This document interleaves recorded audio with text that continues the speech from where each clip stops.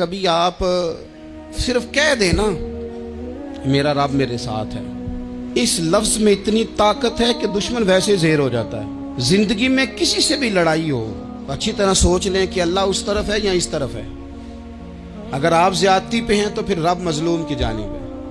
اگر اللہ کی مدد آپ کے ساتھ ہے تو دنیا کی کوئی طاقت آپ کو گرا نہیں سکتی۔ اور اگر آپ مظلوم کے مقابلے میں ظالم بن کے آپ کھڑے ہو گئے ہیں اور آپ نے رویہ وہ اختیار کیا ہے کہ جس میں مدد نہیں آئے گی، تو پھر یاد رکھ لیں کہ آپ کوئی بھی ہیں، کہاں بھی ہیں، آپ کمزور ہیں۔ طاقتور تھے ابتدائے اسلام میں، ظاہری طاقت تھی کفار مکہ کے پاس، وہ ڈنڈوں سے مارتے تھے غریبوں کو، ان کے ہاتھوں میں ڈنڈے تھے، پر خدائی طاقت ان مظلوموں کے ساتھ تھی۔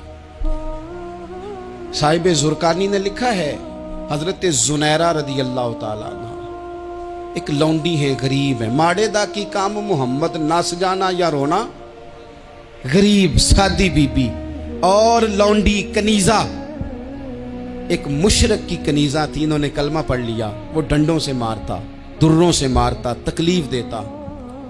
حضرت زنیرہ رضی اللہ تعالیٰ عنہ کو اتنا مارا، اتنا مارا۔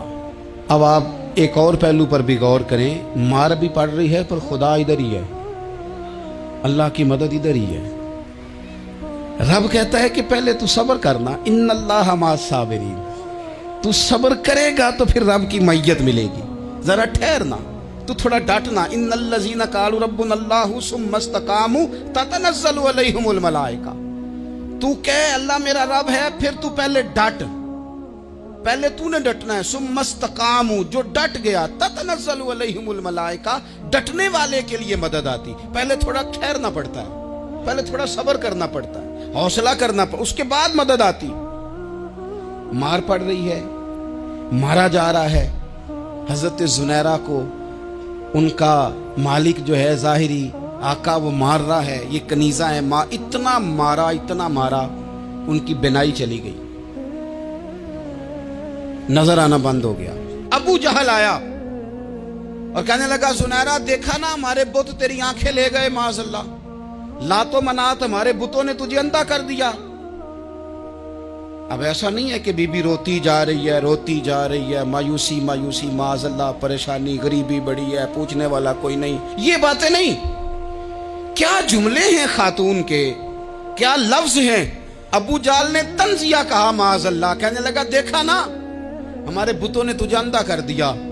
تو جناب زنیرہ آنکھوں کی بینائی گئی ہے، رات کو گئی ہے، دکھ ابھی تازہ ہے، لیکن اللہ پہ جو توکل ہے، اپنے مالک سے جو رشتہ ہے، وہ اتنا مضبوط ہے، اتنا طاقتور ہے، اس میں اتنی گہرائی ہے کہ حضرت زنیرہ بول کے نا اتنی قوت سے بولی، اتنی طاقت سے بولی کہ پورے کفر پر لرزہ طاری ہو گیا۔ فرمانے لگی تمہارے بتوں کی کیا اوقات ہے کہ وہ میری بینائی لے جائیں، یہ میری رب کی حکمت کا تقاضا ہے۔ جب تک اس نے چاہا زنیرہ دیکھتی رہی، اور جب اس نے چاہا زنیرہ کی آنکھوں کی بینائی چلی گئی، اور اگر وہ چاہے گا نا تو بینائی واپس بھی کر دے گا۔ اگر ہو ذوق یقین پیدا تو کٹ جاتی ہیں زنجیریں، اگر وہ چاہے گا تو بینائی آ بھی جائے گی۔ حضرت زنیرہ نے رات کو یہ لفظ کہے، ابو جہل اور سارے کفار ڈر کے سن کے چلے گئے، آپ اطمینان سے آ کے بستر پہ سوئی۔ جب سویرے اٹھی تو اللہ نے آنکھوں کی روشنی واپس کر دی تھی، آنکھوں کی۔ اب چھڑی پکڑی ہے، بازاروں میں گھومتی ہے، کہتی ہیں بلاؤ کدھر ہے تمہارے لات و منات، دیکھو میرے رب نے روشنی واپس کر دی۔ آ کر میرے ساتھ ادھر آ، ستمگر ہنر آزمائیں، تو تیر آزما ہم جگر آزمائیں۔ بیمار لوگوں یاد رکھو، کہہ دیا ڈاکٹر نے کہ تو بڑا بیمار ہے، تو بڑا کمزور ہے، یہ ہو گیا وہ ہو گیا، تو ڈاکٹر اپنے علم کے مطابق بات کر رہا ہے، ہوگا تو وہ جو میرا رب چاہے گا۔ کمزور ہو جانا، پریشان ہو جانا، تکلیف میں آ جانا، پتہ نہیں بات ہو گئی ہے تو جانے کیا ہو جائے گا۔ اپنی زندگی کے اندر اپنے رب سے رشتہ مضبوط کریں، رسول کائنات سے رشتہ مضبوط کریں، اللہ والوں سے رشتہ مضبوط کریں۔ حضرت زنیرہ نے پیغام دیا کہ زندگی میں جو جینا چاہتے ہیں تو وہ رب کا نام لے کے جی سکتے ہیں، جو اپنی زندگی میں خوشیاں دیکھنا چاہتے ہیں تو رسول اللہ کے نام پر خوشیاں دیکھی جا سکتی ہیں. توکل کی بنیاد پر بندہ خوشیاں لے سکتا ہے.